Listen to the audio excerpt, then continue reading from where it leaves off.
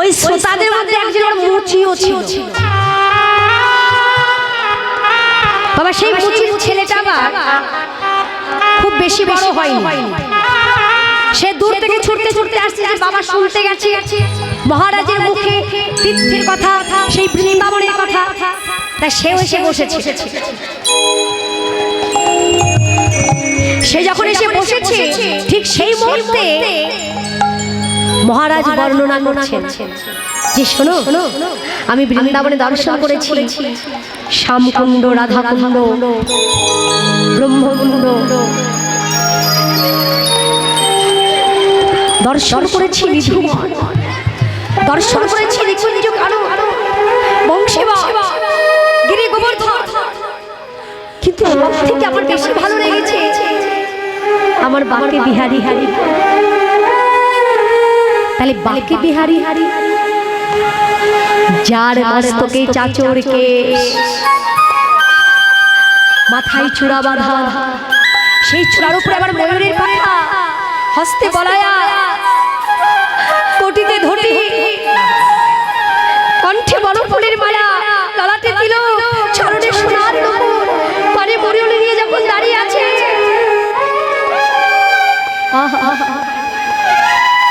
কি মাধুর্যপূর্ণ রূপ! সেই রূপ দর্শন করে কি থাকা যায়? আমি বলতে পারছি না। এত সুন্দর রূপ,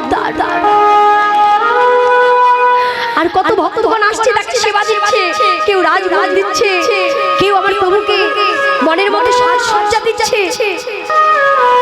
হঠাৎ ওই মুচির ছেলেটা এই কথাগুলো শুনছিল। এই কথাগুলো শুনবার পরে মুচির ছেলেটাকে করেছে ছুটতে ছুটতে ঘরে চলে গেছে। ঘরে যাবার পরে ঘরের দরজা বন্ধ করে দিয়ে উচ্চ স্বরে কাঁদছে, হাওয়া ভরে কাঁদছে, আর ডেকে বলছে, বাঁকে বিহারি, তোমার এত সুন্দর রূপ, আমি কি বৃন্দাবনে যেতে পারবো কখনো? কত ভক্ত তোমাকে কত কিছু দান করে, কিন্তু আমার কাছে তো কিছু নেই। আমি তো মুচির ছেলে, আর মুচির ছেলে হয়ে আমি তোমাকে কি দিতে পারি বলো? আমার কাছে তো কিছুই নেই। চারিদিকে লক্ষ্য করে হঠাৎ নিজের দিকে তাকিয়ে দেখছে নিজের অঙ্গে একটা বস্ত্রই আছে বাবা। দরিদ্র তো, ওই একটা বসনই তার পরনে রয়েছে। সঙ্গে সঙ্গে মনে পড়েছে যে আমি আর কিছু করতে পারি বা না পারি, আমি তো জুতো সেলাই করতে পারি, আমি পাদুকা তৈরি করতে পারি, আমি মুচির ছেলে। সঙ্গে সঙ্গে বসনটা নিয়ে ওই বসন দিয়ে দুটো পাদুকা তৈরি করেছে। যখন পাদুকা দুটো তৈরি করছে বাবা, এক একটা করে সেলাই দিচ্ছে, আর বাঁকে বিহারি করে ডাকছে, আর নয়ন থেকে অঝর ঝরে জল ঝরছে, বাঁকে বিহারি,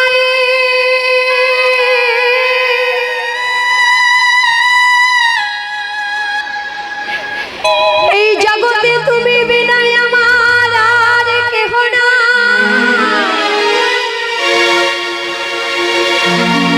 ওহে বাঁকে বিহারি, কোথায় তুমি? কবে তোমার দেখা পাবো? তোমার চরণে আমি নিজেকে সঁপে দিতে পারবো। এই যে তোমার জন্য আমি পাদুকা তৈরি করছি, এই পাদুকা আমি তৈরি করেছি তোমার জন্য। পাদুকা তৈরি হয়ে গেছে, বাঁকে বিহারীর নাম করে পাদুকা তৈরি করেছে বাবা। চিন্তা করছে পাদুকা দুটো রাখবো কোথায়, যেখানে সেখানে রাখা যাবে না, যেখানে সেখানে রাখলে পারে আমার বাঁকে বিহারীর চরণে পড়বার মতো যোগ্য থাকবে না, অযোগ্য হয়ে যাবে। ওই পাদুকা দুখানি হৃদয় মাঝে জড়িয়ে ধরেছে, যে একটা মাত্র আমার বমর স্থানে আছে, যেখানে আমার বাঁকে বিহারীর পাদুকা দুখানি ধরে রাখা যা ওই মুচির ছেলে পাদুকা দুখানি হৃদয় মাঝে জড়ায়ে ধরে বাকে বিহারি করতে করতে ঘর ছেড়ে যখন পথে নামে যত যায় তত তার বলে হে বাকে বিহারি, হে বাকি বিহারি দেখা দাও। কতদিন কত মাস কত বছর চলে যাচ্ছে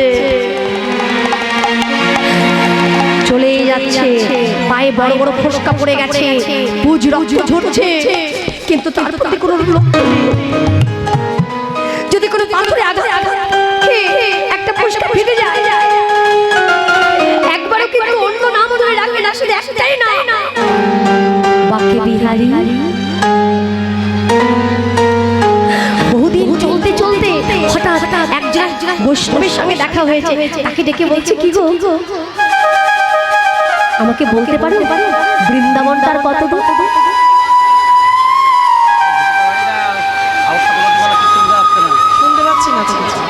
বাকে বিহারি সে বৃন্দাবন ধামটা কত দূর? মাইকম্যান দাদা, মাইকম্যান দাদা, আউটটা কমিয়ে দিন, ভিতরটা বাড়িয়ে দিন, তো কিচ্ছু বুঝতে পারছি না। চোংটা কমিয়ে দিন, চোঙের সাউন্ড একদম ভিতরে চলে আসছে। বাকে বিহারি তার বৃন্দাবন ধামটা কত দূর? তখন ওই বৈষ্ণব বললেন, বাবা তুমি তো বৃন্দাবনের মাটিতে দাঁড়িয়ে আছি। বলছে, আমি বৃন্দাবনে এসে গেছি। তাহলে আচ্ছা বলতে পারো বাকে বিহারীর মন্দিরটা কোথায়? বলছে, ওই যে দেখো, ওই যে শত শত শত সিঁড়ি ধরে কিন্তু উঠতে হবে উপরে বাকে বিহারীর মন্দির। আর কোনো কথা না শুনে ওই মুচির ছেলে ছুটতে ছুটতে ওই সিঁড়ি দিয়ে উঠছে। ঠিক সেই মুহূর্তে ওই মন্দিরের পুরোহিত মন্দিরের দুয়ার বন্ধ করে দিয়ে চলে যাচ্ছে। তাড়াতাড়ি করে যখন মুচির ছেলে ছুটে গিয়ে বলছে, ঠাকুর মশাই দুয়ারটা খুলে দাও, দুয়ারটা খুলে দাও, আমি ভিতরে যাবো। বলছে, দুয়ার খুলে দেবো মানে? আরে বাবা কে তুই? আর এই সময় বাকে বিহারীর মন্দিরে দরজা বন্ধ হয়ে যায়। আবার কালকে আসবি, যা এখান থেকে। যত পাগল ছাগল এসে জোটে, কোথা থেকে কে আসে কে জানে, এখান থেকে যা। ও ঠাকুর মশাই, ঠাকুর মশাই, আমি একবার বাকে বিহারীকে দেখেই চলে যাব, আমি অন্য কিছু করবো না। এই দেখো না, আমার বাকে বিহারীর জন্য দুটো পাদুকা তৈরি করেছি, আমি অনেক দূর থেকে এসেছি। যার ক্ষুধা তৃষ্ণায় দেহ জ্বলে যাচ্ছে, কিন্তু তার প্রতি কোনো লক্ষ্য নেই, শুধু একটাই লক্ষ্য, কতক্ষণ ওই পাদুকা দোকানে আমার বাকে বিহারীর চরণে পড়িয়ে দেবে।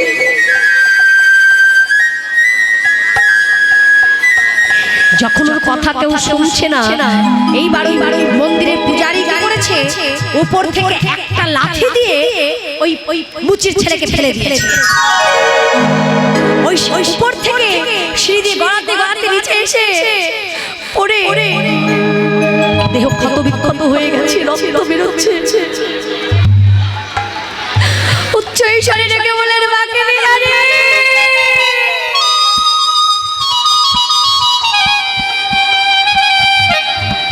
শুনেছি তুমি নাকি ভগবান, তুমি নাকি করুণাময়, তুমি নাকি কাঙালের ঠাকুর। এ তোমার কেমন বিচার? আমি তো তোমার কাছে কিছু চাই না, আমি তো কিছু পাওয়ার জন্য আসিনি, শুধু এসেছিলাম ওই পাদুকা দোকানে তোমার চরণে পড়িয়ে দেব।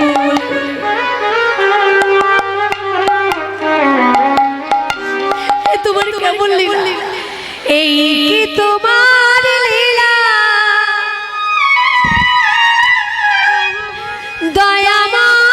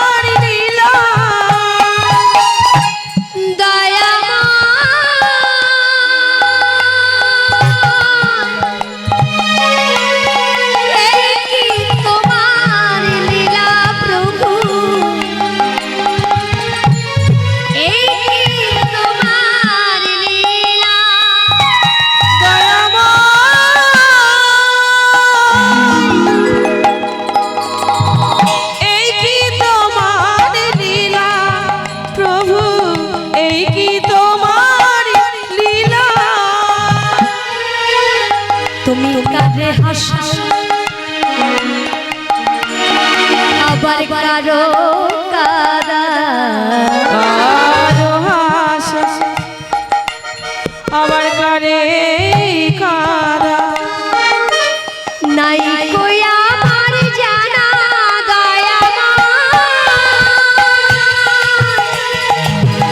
এই তোমার লীলা প্রভু এই তোমার লীলা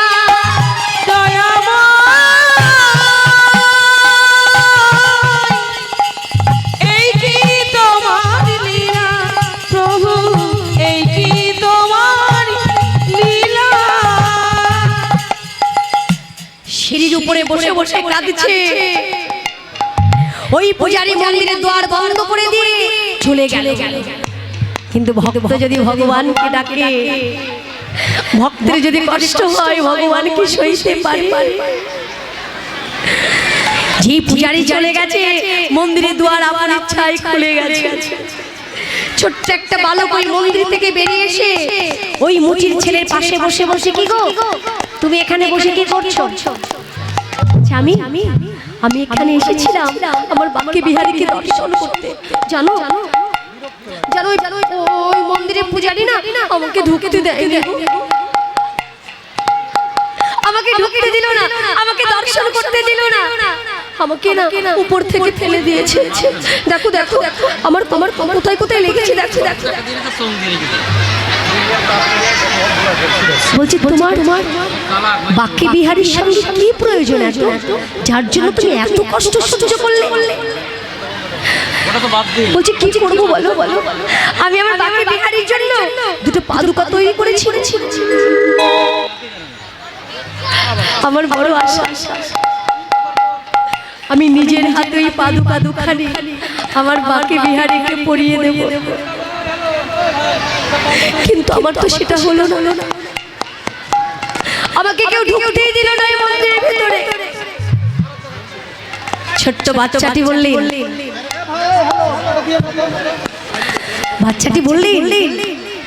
কি গো তুমি তোমার ওই বাকি বিহারীকে পড়াবে তা ওই পাদুকা দুখানি আমায় দাও বলছে আমি তোমায় দেব তোমাকে কেন দেব আমি এনেছি আমার বাকি বিহারীর জন্য আর তোমাকে দেব পাদুকা বলছি শোনো আমি তোমার বাকি বিহারী আমি তোমার বাকি বিহারী বলছে না আমি বিশ্বাস করি না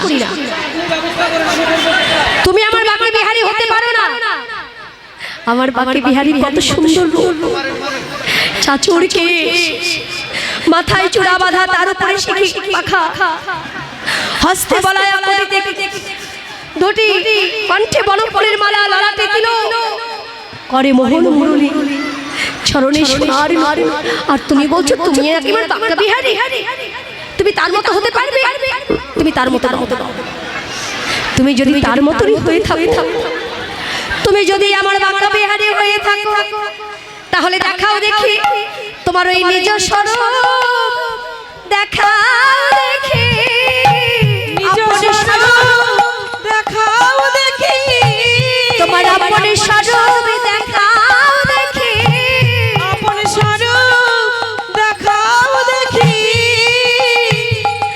ওহে আমার বাঁকা বিহারী তোমার আপন স্বরূপ দেখাও দেখি বলি ওহে